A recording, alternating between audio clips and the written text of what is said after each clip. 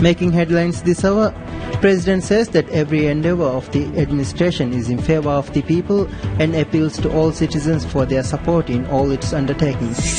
Maldives highlights the amplified magnitude of threat for small island developing states at the UN Security Council's open debate on protection of critical infrastructure from terrorist attacks. And an explosion near the Punjab Provincial Assembly in Pakistani city of Lahore kills at least 13 people and wounds 83 others.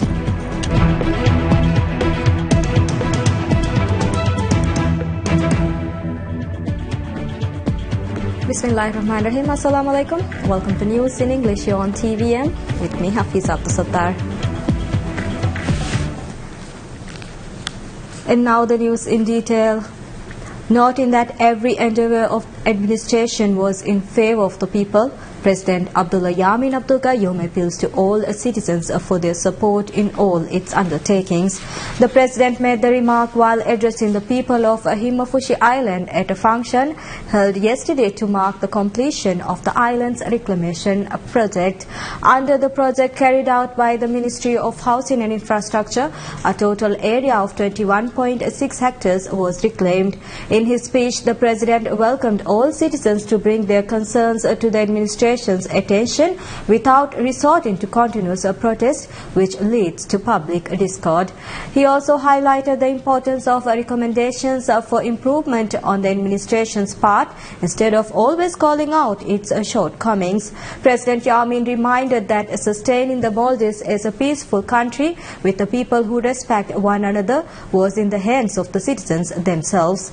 In this regard, the President noted that a country with a peaceful, peace-loving populace who put forth justice and harmony and upheld its laws and is rich of resources, with a team at the forefront working hard to create value within its resources, would be unrivaled.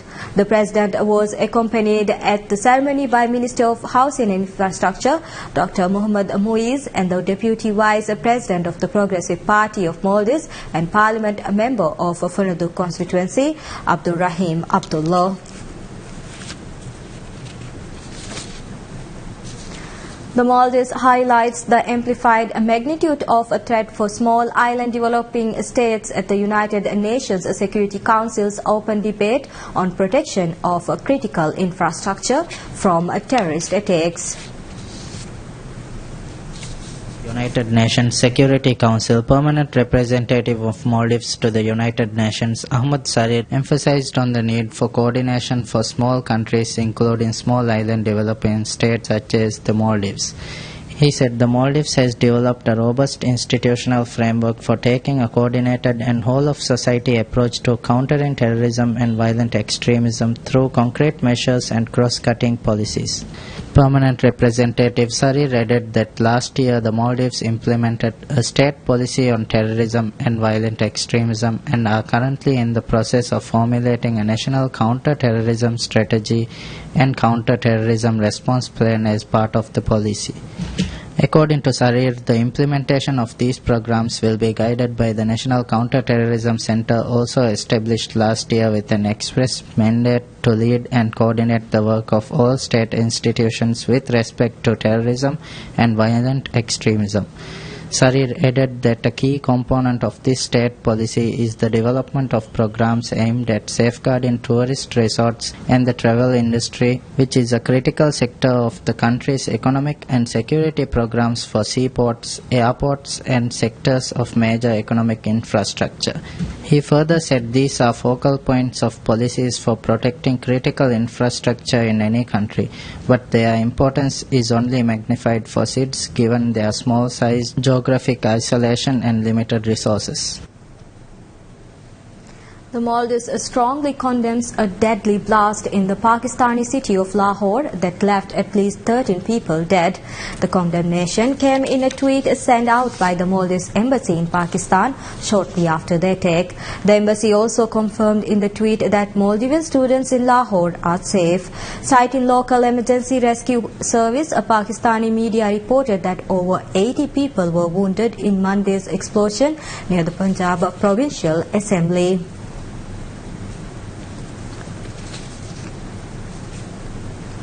Head of the South Asia Department at the UK Foreign and Commonwealth Office, Laura Clark, calls on Minister of Foreign Affairs Dr. Muhammad Asim.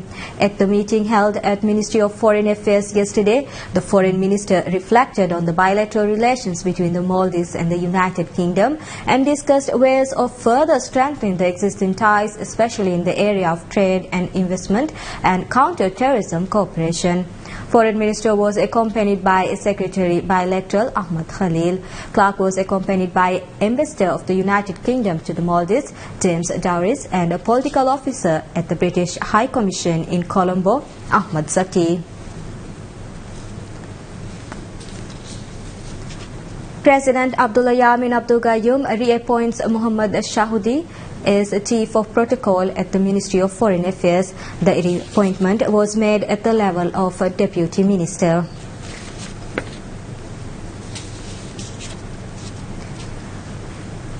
The Ministry of Environment and Energy condemns The Ministry of Environment and Energy commences a technical workshop on good services practices for handling a longer-term low GWP alternatives in room air conditioning sector.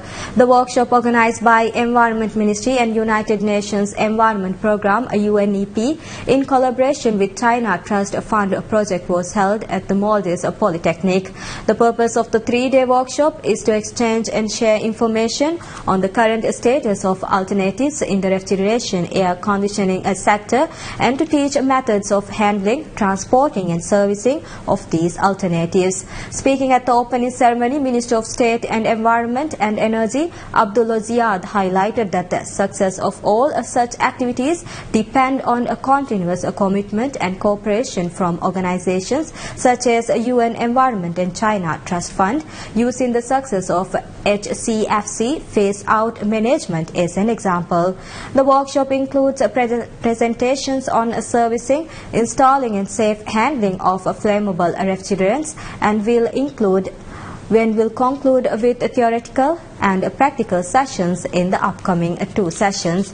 39 people are attending the workshop, which is set to conclude tomorrow.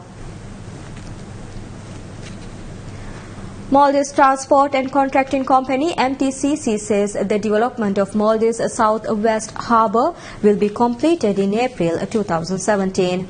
The contractor said that 83% of the project has so far been completed. Under the project, MTCC will also reclaim land to establish an industrial zone in the Southwest Harbour area. According to MTCC, a harbour entrance will also be built before the land reclamation project begins.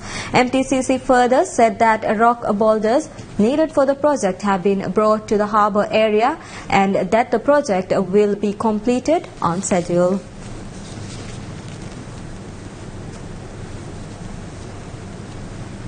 Housing Ministry says the proposed road development project in Ado City will be contracted out before the end of the month. The 19 roads in Hitadu, Fedu, Maradu, Fedu and Hulumidu will be developed under the project. Senior Policy Executive at the Ministry of Housing and Infrastructure, Abdullah Ziad, said the necessary surveys and evaluations have now been completed for the project.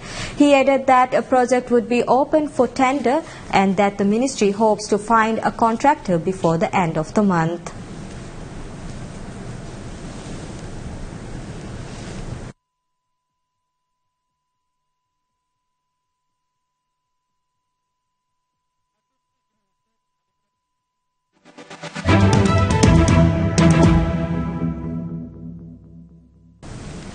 In business, we have Maldives Inland Revenue Authority, MIRA, says the total revenue collected in January 2017 increased by 27.2% compared to the corresponding month last year. The agency collected a total of 2.2 billion rupiah in revenue last month. MIRA attributed the increase in revenue to business profit tax, goods and services tax, tourism land rent and land acquisition and conversion fees, and the changes made to the payment deadlines for January 2016. According to MIRA, the land acquisition and conversion fees showed a significant increase due to the recent lease of islands for tourism development. The European Commission releases its latest report detailing the economic prospects of Euro countries, raising the overall GDP forecast in 2017 from 1.5% to 1.6%. The report forecasts that overall inflation will rise from 1.4% to 1.7%, while the unemployment rate is predicted to fall to 9.6% in 2017 and further to 9.1% in 2018. The European Commission predicted that all EU countries are likely to witness economic growth over the next 2 years, which is the most optimistic forecast the authority has made since 2007. On the contrary, the Commission's report said the UK economy will fall from 2.0% in 2016 to 1.5% in 2017 and will drop again to 1.2% in 2018. A bitter pill the British people will have to swallow following the country's decision to leave the EU. In the UK, with growth having proved, we must acknowledge that, more resilient than anticipated in the autumn, we have revised significantly our 2017 forecast up to 1.5%, but growth is still projected to decline to 1.2% next year. Given the lag between decisions to invest and actual investment, the referendum result is expected to impact business investment later in 2017. Private consumption growth is also projected to weaken as inflation rises. The report predicted the consumer price index will be boosted this year to 1.7%, but still be unable to meet the 2% target set by the European Central Bank. The Commission urged Euro countries to exert more efforts on promoting their structural reforms.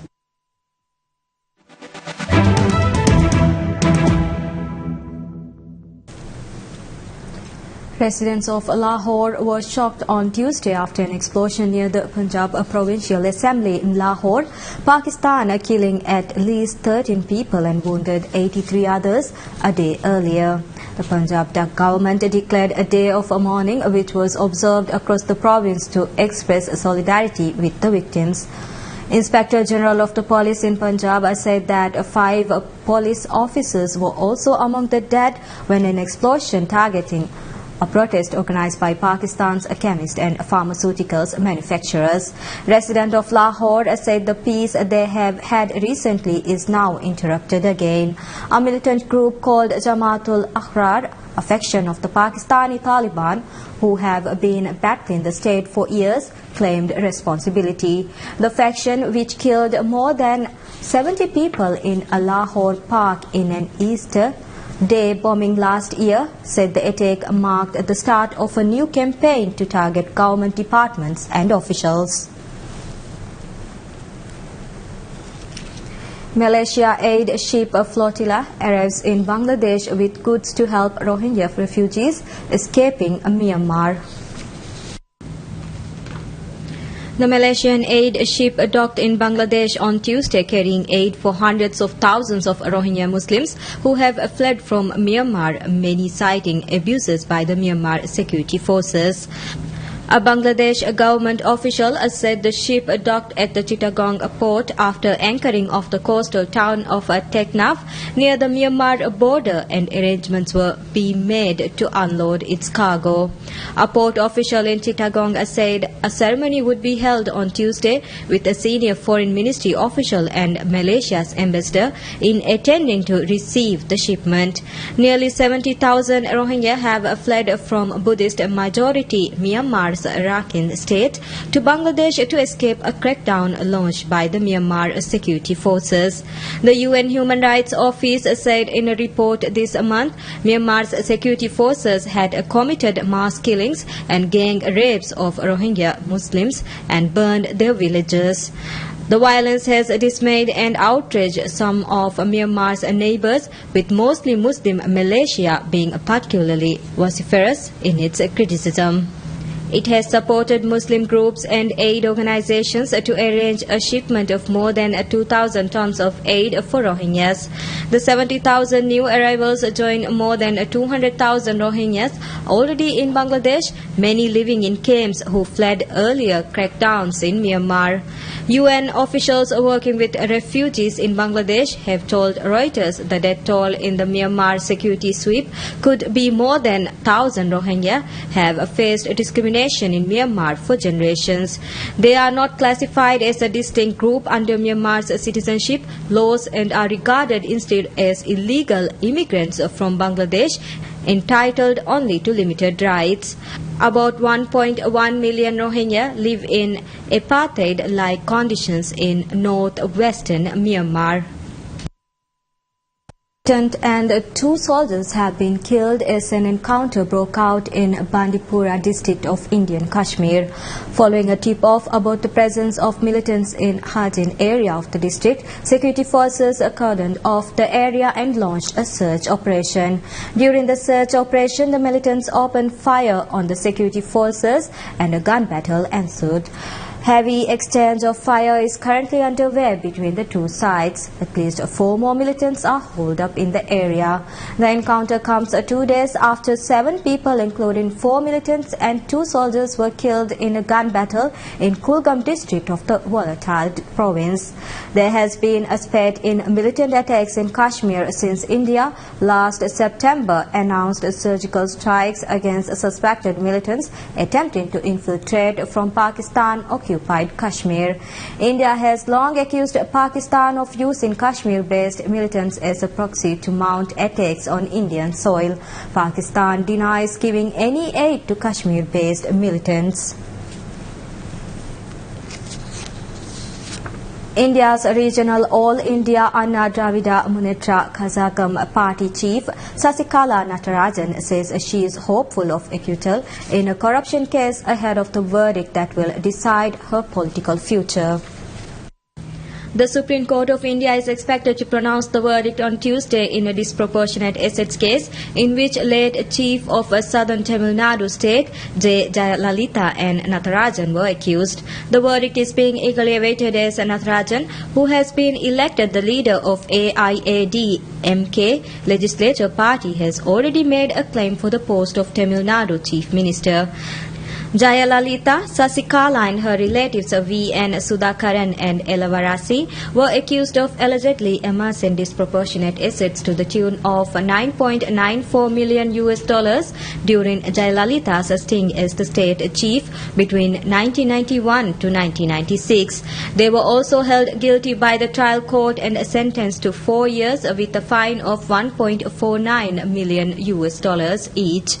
A plea has been filed in the apex court against Natarajan, seeking to restrain her from being sworn in as state chief till it decides the DA case against her. This matter is listed for hearing on February 17th. Uncertainty prevails over the post of provincial chief in Tamil Nadu as the 2 leaders of the state's ruling AIADMK party, O. Paneerselvam and party chief Sasikala Natarajan, are locked in a bitter public battle for power. Jayalalita Jayaraman, a powerful regional leader, died due to cardiac attack on December 5th. O. Paneerselvam, a cabinet colleague who stood in for Jayalalita in the past, was sworn in as the state's chief immediately after her death. Paneerselvam resigned from the coveted post on February 5th, clearing decks for Natarajan's appointment as the next state chief. But he made a U-turn last week, saying he was forced to quit for Natarajan's elevation and was ready to withdraw his resignation if people, the party cadre and legislators wanted him to. In the rubble-strewn square outside Aleppo's ancient citadel and under the scorched walls of its covered souk, workmen are starting to mend the destruction of a war that has shattered the Syrian city's priceless historical heritage. About 20 volunteers, some wearing United Nations Development Programme aprons, sorted through the mess in Han al-Gumruk, one of the souk's great medieval inns, stockpiling original stones from the fallen archway that can be used in restoration. The citadel, a dramatic fortress of a hill, stands at the center of Aleppo, overlooking the city. It was held by the government but surrounded by rebel territory. The area to its south and west near the Umayyad Mosque is where the old city suffered most damage. About 30% of the old city suffered catastrophic damage in the fighting that ended there in December. But officials are now working on the plan to save what they can. Aleppo is one of the Middle East's great historic centers. Its ancient citadel and medieval mosque and souks among the region's finest buildings and a source of national pride and tourist revenue for Syria. Turkish militant says one of its soldiers has been killed and 4 others have been wounded in clashes with IS militants as battle for Syria's strategic town of Al-Bab intensified. It said wounded soldiers were brought to Turkey's border province of Kilis by militant helicopters and transferred to hospital for treatment. The Syrian Observatory for Human Rights, a British-based war monitor, said rebels backed by heavy Turkish airstrikes fought the militants north and southwest of Al-Bab on Sunday. Turkish forces have advanced into the city from the west in recent days and now control around 10% of the city and all of its western suburbs, the observatory said. The Syrian government forces and allied militia have also made gains south of Al-Bab near the town of Tadef since Friday, reaching an area of 1.5 kilometers from the city, it said.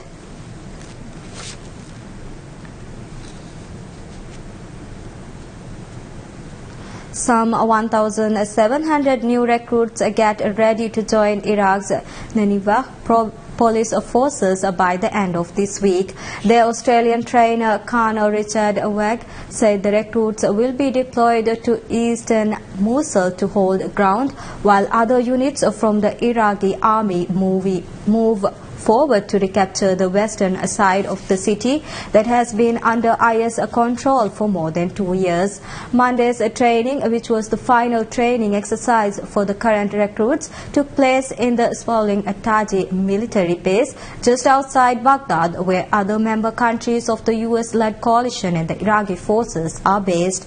The drill included identification of improvised explosive devices, IEDs, securing abandoned buildings as well as providing medical assistance. Wegg said the new police force needs to be ready for the complex situation on the ground in eastern Mosul.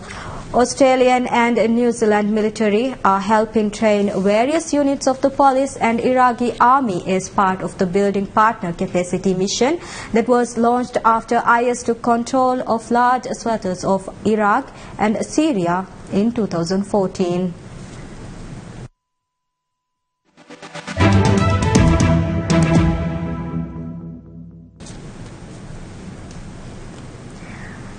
In sports, we have Borussia Dortmund have shown 2 faces this season, with their lackluster domestic form in stark contrast of their scintillating European run, which they hope to extend against Benfica in the Champions League round of 16 tonight. With just 2 wins from their past 7 Bundesliga games, Thomas Tuchel's team have long dropped out of the title race, and on Saturday's shock 2-1 loss to bottom side Darmstadt 98 left them 15 points adrift of leaders Bayern Munich. But the Ruhr Valley club have been sensational in the Champions League, driving from the big stage and scoring a record 21 goals to top their group ahead of Real Madrid.